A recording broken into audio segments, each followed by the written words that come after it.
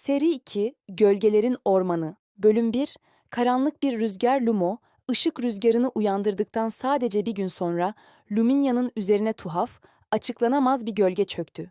Güneş hala gökyüzündeydi ama sanki ışığı çalınmış gibiydi. Ağaçların yemyeşil tepeleri sanki mürekkep dökülmüş gibi kararmaya başladı. En endişe verici olansa sessizlikti. Sabahları neşeyle şakıyan kuşlar artık suskundu. Her yer derin, ürkütücü bir sessizliğe gömülmüştü. Lumo'nun sadık yoldaşı Miko'nun parlak, canlı renklerdeki tüyleri birdenbire solgun bir griye döndü. Bu sıradan bir renk değişimi değildi. Miko'nun kadim soyundan gelen bir tehlike işaretiydi. Lumo dostunun bu halini görünce içinde bir endişe filizlendi.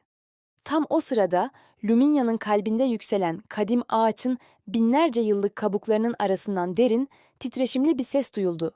Sanki yeryüzünün kendisi konuşuyordu. "Lumo!" diye fısıldadı kadim ağaç. "Gölge Lordu uyanıyor. Onun karanlığı en derin korkularını besleyerek güçlenir. Şimdi kendi korkularının yaşadığı yere, gölgelerin ormanına gitmelisin. Unutma, en büyük karanlıklar, en parlak ışıkları doğurur." Bölüm 2, Gölgelerin Ormanına Adım Lumo, kadim ağaçın sözleriyle kalbinde hem korku hem de bir kararlılık hissetti. Miko omzundayken gölgelerin ormanının girişine doğru yola çıktı.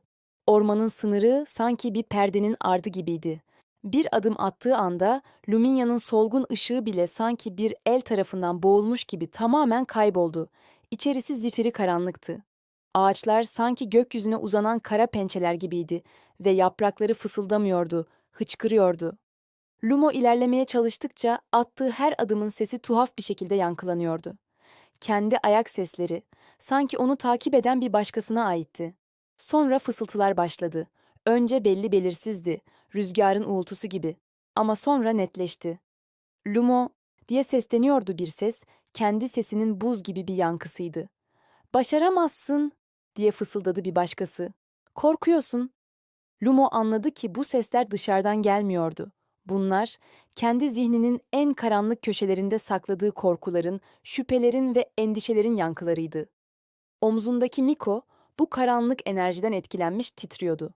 Ama sonra o küçücük bedeniyle büyük bir cesaret gösterdi. Gri tüyleri, sadakatin ve desteğin rengi olan derin bir mora dönüştü. Sanki Lumo'ya "Korkma, yanındayım." diyordu. Miko'nun bu sessiz desteği Lumo'nun kalbine küçük bir sıcaklık yaydı. Bölüm 3, Kayıp ışık fenerinin izleri Lumo ve Miko ormanın derinliklerine doğru ilerlerken, kadim ağaçın sesi yeniden zihninde yankılandı. Yeni görevini açıklıyordu. Kayıp ışık fenerini bulmak. Bu fener sıradan bir ışık kaynağı değildi. O, en yoğun karanlığın bile içini bir ok gibi delip geçebilen, umudun kendisinden yapılmış kadim bir eserdi. Ancak fener, gölgelerin ormanının en tehlikeli yerinde, en karanlık sırların koruması altındaydı. Orman, Lumo ilerledikçe daha da tehlikeli bir hal alıyordu. Etrafta gözleri kor gibi yanan gölge kurtları dolaşıyordu. Bu yaratıklar et ve kemikten değil, saf korkudan yapılmıştı. Onlardan kaçmak için Lumo, içindeki ışığı bir kalkan gibi kullanmak zorundaydı. Yere çöken sis ise sadece görüşü bulandırmıyordu. Dokunduğu her an Lumo'nun en kötü anılarını, en büyük pişmanlıklarını canlandırıyordu. Lumo, sisin içinde kaybettiği sevdiklerinin hayalleriyle, yaptığı hataların görüntüleriyle yüzleşmek zorunda kaldı. Ama en zorlu sınav, ormanın kendi büyüsüydü. Lumo bir yol ayrımında kendi karanlık kopyasıyla karşılaştı. Bu kopya onun gibi görünüyordu ama gözlerinde ışık yerine dipsiz bir boşluk vardı. Lumo, kendi gölgesiyle savaşmak zorunda kalmıştı. İlerledikçe ışık rüzgarından aldığı güç zayıflıyor, içindeki alev titrek bir muma dönüşüyordu. Feneri bulmalıydı, yoksa bu ormanda sonsuza dek kaybolacaktı. Bölüm 4, kendi korkusuyla karşılaşma ormanın kalbine, karanlığın en yoğun olduğu merkeze ulaştığında Lumo en büyük sınavıyla yüzleşti.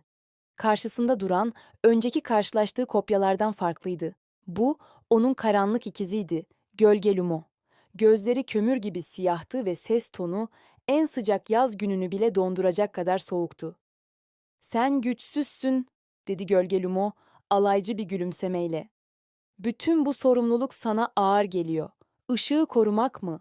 Sen kendini bile koruyamazsın. Bu yol sana göre değil, Vazgeç ve huzur bul. Her bir kelime Lumo'nun kalbine saplanan birer buz parçası gibiydi. Kalbi o kadar hızlı çarpıyordu ki göğüs kafesinden fırlayacak gibiydi. Bu sözler kendi içindeki en derin şüphelerdi. Belki de haklıydı. Belki de bu görev için yeterince güçlü değildi. Omzundaki Miko bile bu yoğun korku enerjisi karşısında titriyordu. Ama sonra o küçücük dostu bir kez daha cesaretini topladı. Tüyleri cesaretin ve umudun rengi olan parlak bir sarıya dönüştü. Bu renk değişimi Lumo'ya sessiz bir mesaj gönderiyordu. İnan kendine, sen bundan daha güçlüsün. Miko'nun bu desteğiyle Lumo, titreyen elleriyle sırt çantasından eski püskü defterini çıkardı.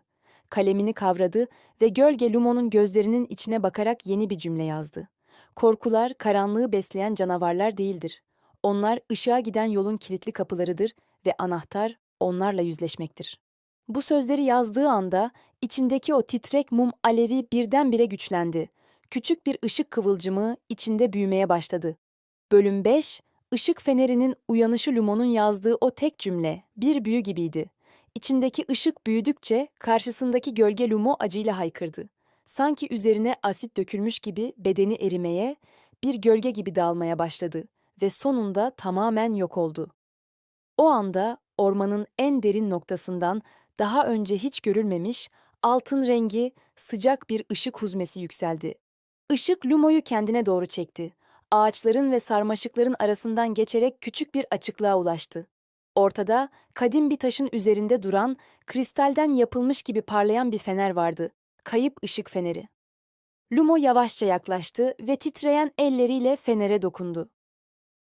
Feneri eline aldığı anda sanki bir baraj yıkılmış gibi fenerden yayılan güçlü bir ışık dalgası tüm ormanı kapladı. Ormandaki bütün karanlık, bütün gölgeler, bütün korku fısıltıları bir anda geri çekildi. Gölge kurtları çığlıklar atarak toza dönüştü, korku sisi dağıldı. Yüzlerce yıldır karanlığa gömülmüş olan ağaçlar sanki derin bir uykudan uyanır gibi silkelendi ve tekrar nefes almaya başladı. Gökyüzü yeniden aydınlandı. Tam o sırada kadim ağaçın sesi bir kez daha zihninde yankılandı. Bu kez gurur dolu bir tınıyla. Aferin Lumo, en büyük korkunla kendinle yüzleştin.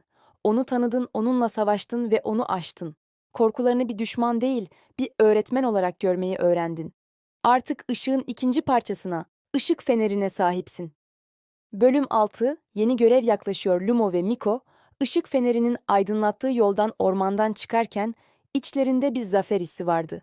Artık orman karanlık ve korkutucu değil, huzurlu ve bilge bir yerdi. Ancak tam ormanın sınırını geçtikleri anda gökyüzü şiddetle sarsıldı. Yerde derin bir titreme hissedildi.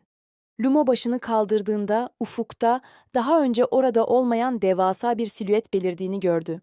Bu, akrep ve yelkovanı garip bir şekilde donmuş, antik bir saat kulesiydi.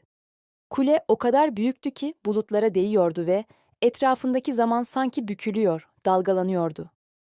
Kuşlar havada donup kalıyor, yapraklar yere düşerken havada asılı kalıyordu. Zamanın kendisi bozulmaktaydı. Kadim ağaçın sesi son bir kez daha duyuldu, bu sefer endişe doluydu.